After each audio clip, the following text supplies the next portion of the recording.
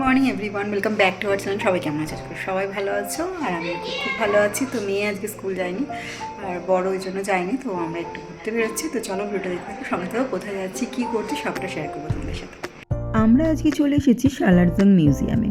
এটি হলো ভারতের তেলেঙ্গানা রাজ্যের হায়দ্রাবাদ শহরের মুসি নদীর দক্ষিণ তীরে দারুল সিফায় অবস্থিত একটি শিল্প জাদুঘর। এটি ভারতের উল্লেখযোগ্য জাতীয় জাদুঘরগুলির মধ্যে একটি। তো এই যে হচ্ছে 3খানা টিকিট, আর এইগুলো হচ্ছে ফোনের জন্য এক্সট্রা পে করতে হয়েছে 50 টাকা করে। তো একটা ফোন এই যে গাড়ির ডিকির মধ্যে রাখা হয়ে গেছে, একটা ফোন, আর দুটো ফোনের জন্য এই যে পেয়েছি, খুচরো দিতে বলছিল তো সেটার সমস্যা। তো এই যে টিকিট 3জনের 3টে, আর এই ফোনের পেমেন্ট হয়েছে 50 টাকা এক একটা ফোন, আর 50 টাকা। হ্যাঁ, একটা ফোন গাড়িতে ডিকিতে রাখা হয়ে গেছে। আচ্ছা ঠিক আছে। ওটা কোনটা? ওটা আমার ওল্ড ফোনটা, স্যামসাং। পরেও আমার মানে পরে নিয়ে ভালো লাগে না। প্রচুর ফরেনার। ফিলিপিনো থাকলে ফিলিপিনো। কখন এসেছিলিস বলতো? যখন 6 মান্থে ছিলিস তখন এসেছিলিস। মূলত সালারজাং পরিবারের একটি ব্যক্তিগত শিল্প সংগ্রহ। এটি সালারজাং তৃতীয়ের মৃত্যুর পর জাতির কাছে দান করা হয়। তো চলো এবারে বলা যাক সালারজাং জাদুঘরের ইতিহাসটা। তো সালারজাং মিউজিয়ামটি 1951 সালে প্রতিষ্ঠিত হয়েছিল এবং এটি ভারতের তেলেঙ্গানা রাজ্যের হায়দ্রাবাদ মুসি নদীর দক্ষিণ তীরে অবস্থিত।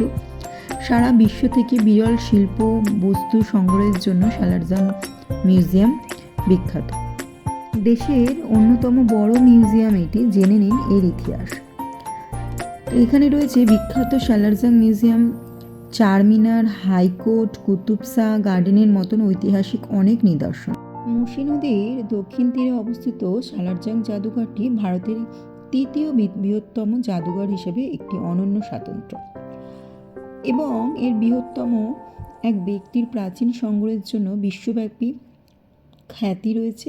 বিভিন্ন সভ্যতার সময়কালে মূল্যবান সংগ্রহের জন্য এটি ভারতে ব্যাপকভাবে পরিচিত। হায়দ্রাবাদে সপ্তম নিজামের প্রাক্তন প্রধানমন্ত্রী নবাব মীর ইউসুফ আলী খান সালারজাং তৃতীয় 35 বছর ধরে তার আয়ের বেশিরভাগ অংশই ব্যয় করেছিলেন এই অমূল্য সংগ্রহ করার জন্য, যা ঐতিহাসিকবিদদের মতে তার তীব্র আবেগ ছিল।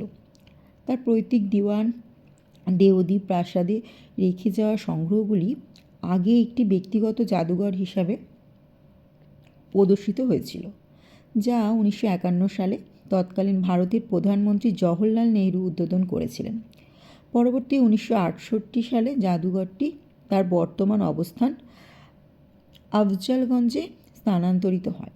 বিখ্যাত জাদুঘরটি এখন একটি ট্রাস্টি বোর্ড দ্বারা পরিচালিত হয়, যার মধ্যে তেলেঙ্গানা রাজ্যপালও 1961 সালের সালারজাং জাদুঘর আইন অনুসারে পদাধিকার বলে চেয়ারপারসন হিসেবে দায়িত্ব পালন করেন। এই জাদুঘরটি শিল্প সংগ্রাহকদের জন্য একটি রাজকীয় উপহার, যার 43,000 শিল্প সামগ্রী এবং 50,000 অমূল্য বই এবং পাণ্ডুলিপি রয়েছে। সংগ্রহগুলিতে ভারতীয় শিল্প, মধ্যপ্রাচ্য শিল্প, ইউরোপীয় শিল্প, সুদূর প্রাচ্য শিল্প, শিশু শিল্প ইত্যাদির পাশাপাশি একটি প্রতিষ্ঠাতা গ্যালারি এবং একটি বিরল পাণ্ডুলিপি বিভাগ রয়েছে।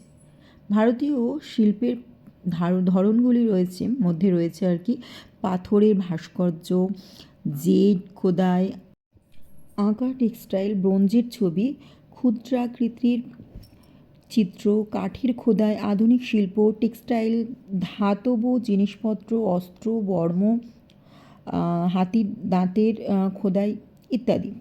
মধ্যপ্রাচ্য শিল্পে আরব, পারস্য, সিরিয়া এবং মিশরের কার্পেট কাজ, আসবাবপত্র, ধাতব জিনিসপত্র, বার্নিশ ইত্যাদির একটি চমৎকার সংগ্রহ রয়েছে। সুদূর প্রাচ্য শিল্পের সংগ্রহে বার্নিশের জিনিসপত্র, চীনামাটির বাসন, এনামেল, ব্রোঞ্জ এবং সূচিকর্ম, কাঠ এবং খড়ের কাজ, তিব্বত, চীন, জাপান, নেপাল এবং থাইল্যান্ড ইত্যাদি চিত্রকর্ম অন্তর্ভুক্ত রয়েছে। তেল এবং জল রঙের চিত্রকর্মগুলিও ইউরোপীয় সংগ্রহের একটি গুরুত্বপূর্ণ অংশ। এখানে রয়েছে জড়িত রেবেকা, মার্গারেট এবং মেফিস্টোফেলিসের বিশ্ববিখ্যাত মূর্তি, যা রানী নূরজাহান, সম্রাট শাহজাহানের মালিকানাধীন। জেড খঞ্জর, অরঙ্গজেবের তরবারি এবং অন্যান্য কালজয়ী শিল্পকর্মের একটি চমৎকার সংগ্রহ। জাদুঘরটি একটি অর্ধবৃত্তাকার আকৃতির ভবন, যার 2টি তলা জুড়ে 38টি গ্যালারি রয়েছে, নিচতলাটি 20টি গ্যালারি রয়েছে এবং প্রথম তলায় 18টি গ্যালারি রয়েছে। বিভিন্ন বিষয়ের উপর নির্মিত প্রদর্শনীগুলি পৃথক গ্যালারিতে প্রদর্শিত হয়। শুক্রবার ছাড়া সপ্তাহের সকল দিন সকাল 10টা থেকে বিকেল 5টা পর্যন্ত আপনারা যেতেই পারেন। ভেতরে খাওয়া দাওয়ার ব্যবস্থাও করা রয়েছে। ভেতরে ছোট ছোট ক্যাফে, হোটেল, সমস্ত কিছুই, বিরিয়ানি থেকে আরম্ভ করে জুস থেকে আরম্ভ করে সমস্ত কিছু খাবারই কিন্তু ভেতরে আছে। একটা ছোট্ট মতো হোটেল আছে, সেখানে সমস্ত কিছু আপনারা পেয়ে যাবেন। এবং মিউজিয়ামের ভেতর থেকে বেরিয়ে একদম গেটের ভেতরেই আরও অনেক হোটেল আছে, যেখানটা আপনাদের বসে খাওয়ারও ব্যবস্থা করা রয়েছে, তো সেখানে খেতেই পারেন। তবে খাবার দাবার বলবো না যে খুব ভালো, তবে মোটামুটি ভালোই, তো খেতেই পারেন ওখানে গিয়ে আপনাদের যদি খিদে পেয়ে যায়। তবে হ্যাঁ, এখানে বিদেশিদের জন্য টিকিট কিন্তু আলাদা 500 চার্জ করে, তো সেটাও আমরা দেখেছি নিজের চোখের সামনে যখন টিকিট করছিল, তো তখন দেখেছিলাম যে যারা এনারাই তাদের জন্যও 500 টাকা করে টিকিট আর কি। তো সেই জন্য আর কি আমরাও জিনিসটা দেখলাম বলে তাই তোমাদের সাথে শেয়ার করলাম। তো চলো ভিডিওটা দেখতে থাকো আর সঙ্গে থাকো। কেমন লাগছে আমাকে ভিডিও শেষে অবশ্যই জানিও। তো চলো সঙ্গে থাকো আর ভিডিওটা দেখতে থাকো।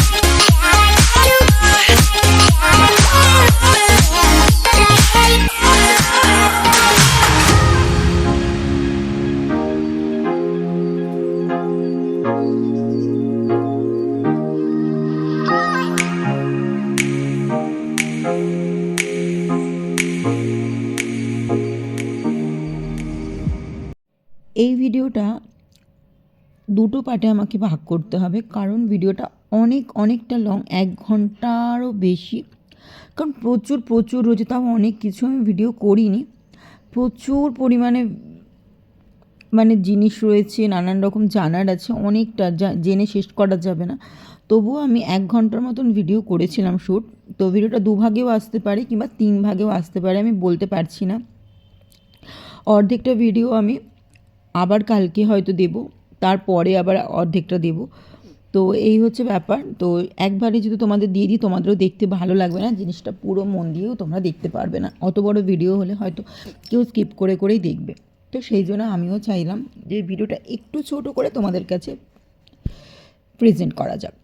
তো এত সুন্দর সুন্দর নিদর্শন ছিল, মানে দেখলে চোখ ফেরাতে পারবে না, দারুণ লাগছিল, আমার বেশ ভালো লাগছিল। আর হ্যাঁ, আরেকটা মজার গল্প বলি। আমার যখন পড়াশোনা করতাম আমি যখন, তো সেই সময় আমার সবথেকে ফেভারিট সাবজেক্ট ছিল, মানে আর কি সবথেকে ফেভারিট সাবজেক্ট হচ্ছে ইতিহাস। আমি ভীষণ ভালোবাসতাম এটা, বাংলা ইতিহাস এগুলোতেই নাম্বার আমার মোটামুটি আসতো। আর সব থেকে অপছন্দের জিনিস ছিল ম্যাথ, মানে বলার মতন না, আমার একদম পছন্দ না ম্যাথ। আর হচ্ছে জিওগ্রাফি, তারপরে হচ্ছে যেমন ভৌতবিজ্ঞানটাও খুব একটা বেশি আমার পছন্দ হতো না, কারণ ওগুলোতে এই যে নাম্বারিংয়ের এইগুলো মুখস্থ রাখতে হতো, এত ইয়ে, মানে আমার এত বিরক্তকর লাগতো পড়তে গেলেই, আর মনে রাখাটা ভীষণ ডিফিকাল্ট হয়ে যেত। এখনও পর্যন্ত আমি বড় হয়ে যাওয়ার পর, বড় নয় এখন বুড়ি হয়ে গেছি, তো এখনও আমার মানে এই টাকা পয়সার এই দায়িত্বগুলো নিতে না ভীষণ ভয় লাগে। মানে ওই টাকা কাউন্ট করে রাখা, ওই রাখা টাকা করা, কিংবা ব্যাঙ্কিংয়ের কোনো কাজ, এগুলো করতে আমার ভীষণ ভয় লাগে, সত্যি কথা বলতে। পারি না এমনটা নয়, তবে হ্যাঁ ভীষণ ভয় লাগে, ওই জন্য বরের ঘাড়ে সবসময় চাপিয়ে দেওয়ার চেষ্টা করি যে তুমি করে নাও।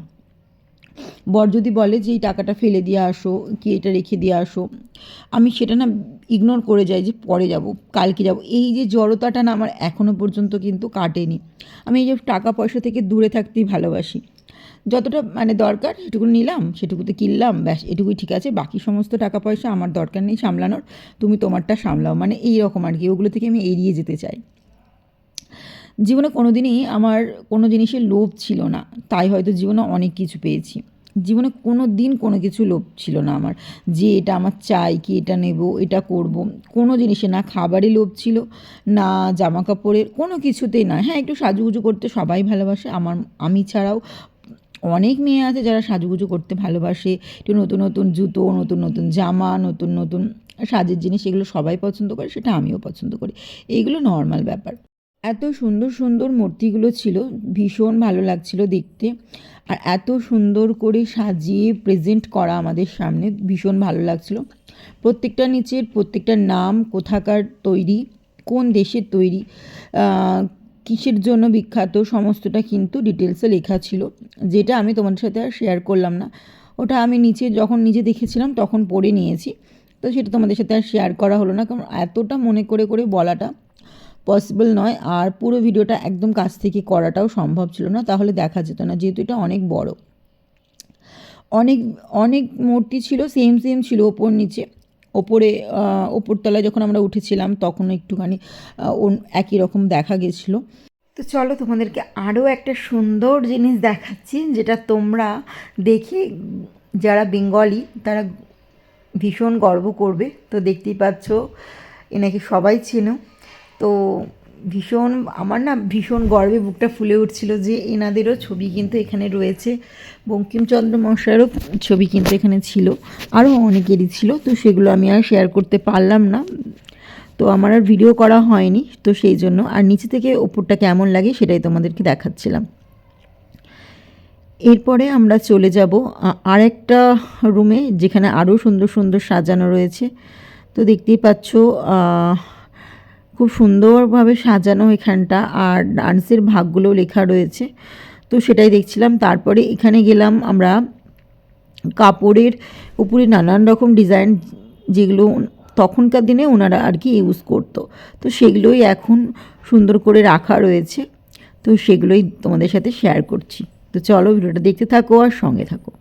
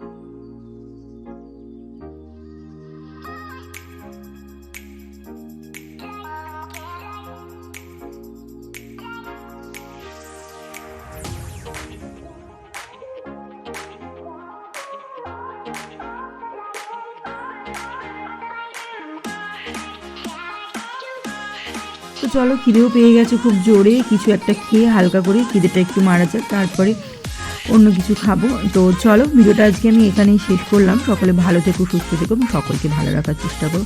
যদি আমার ভিডিওটা ভালো লাগে চ্যানেলটাকে সাবস্ক্রাইব করে দিয়ে পাশে থেকে বেল আইকনটাকে টান করে বাজিয়ে দিয়েছো। তো চলো, আজকের মতো টাটা, সকলে ভালো থেকো এবং সুস্থ থেকো। ভিডিওটা ভালো লাগলে অবশ্যই একটা লাইক করে দিও। টাটা।